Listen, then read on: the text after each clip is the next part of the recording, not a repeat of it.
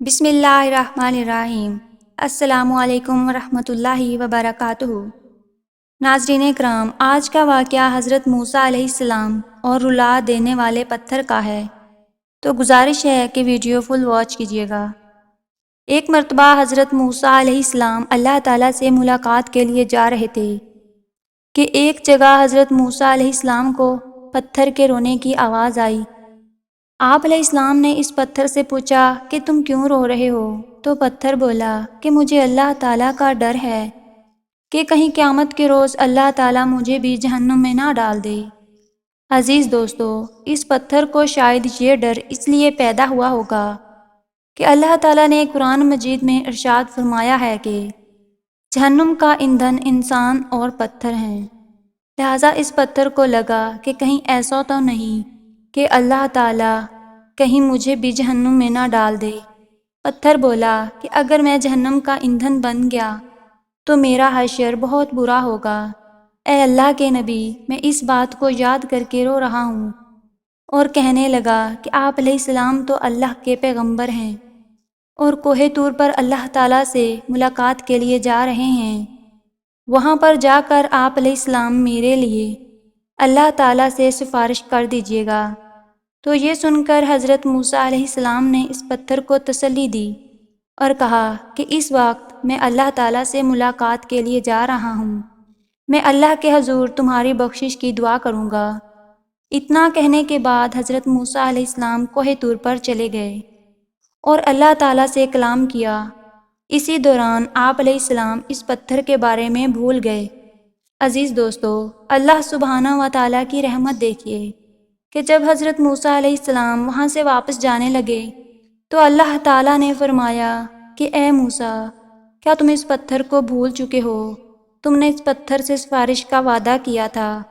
تب آپ علیہ السلام نے عرض کیا، اے میرے پروردگار، واقعی میں اس پتھر کے بارے میں بھول گیا تھا۔ بے شک آپ سب کچھ جانتے ہیں، آپ سے کچھ بھی چھپا ہوا نہیں ہے۔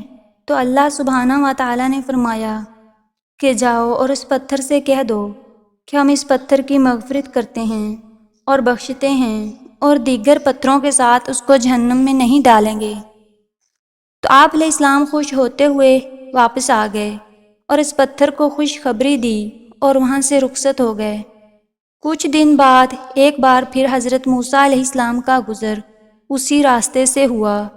آپ علیہ السلام اللہ تعالیٰ سے کوہ طور پر ملاقات کے لیے جا رہے تھے۔ حضرت موسیٰ علیہ السلام کو اس پتھر کے رونے کی آواز پھر آئی، تو آپ علیہ السلام اس پتھر کے قریب گئے اور پوچھا کہ اب تم کیوں رو رہے ہو؟ تمہیں تو میں نے اللہ تعالیٰ کی طرف سے خوشخبری سنائی تھی، مگر اب بھی تم رو رہے ہو؟ تو وہ پتھر بولا کہ اس وقت تو میں اللہ سبحانہ و تعالیٰ کے خوف اور ڈر سے رو رہا تھا، لیکن میں اب اللہ سبحانہ و تعالیٰ کی محبت میں رو رہا ہوں۔ اے اللہ کے نبی، اللہ تعالیٰ نے مجھ پر اپنی رحمت فرمائی۔ اے اللہ کے نبی، کیا مجھے اس کی محبت میں رونا نہیں چاہیے؟ اللہ اکبر۔ دوستو، ذرا سوچئے کہ ایک پتھر اللہ پاک کے خوف اور اللہ پاک کی محبت میں رو رہا ہے۔ اللہ تعالیٰ نے ہمیں سب کچھ دیا ہے، مگر اس کے باوجود بھی ہم اللہ تعالیٰ کا شکر ادا نہیں کرتے۔ ہر مخلوق اللہ پاک سے ڈرتی ہے، مگر انسان ہے کہ اس کو کسی بات کی پرواہ ہی نہیں ہے اور ایک بے مقصد زندگی گزار رہا ہے۔ اللہ سبحانہ و تعالیٰ کی بارگاہ میں دعا ہے کہ اللہ تعالیٰ ہمارے دلوں میں اپنا خوف اور محبت ڈال دے۔ آمین یا رب العالمین۔ ناظرین کرام، یہ تھی آج کی ایک پتھر کی کہانی۔ امید ہے آپ کو پسند آئی ہوگی۔ ویڈیو کو لائک اور چینل کو سبسکرائب کرنا نہ بھولیے گا۔ پھر ملتے ہیں اگلی ویڈیو میں، تب تک اپنا خیال رکھیے گا۔ اللہ نگہبان۔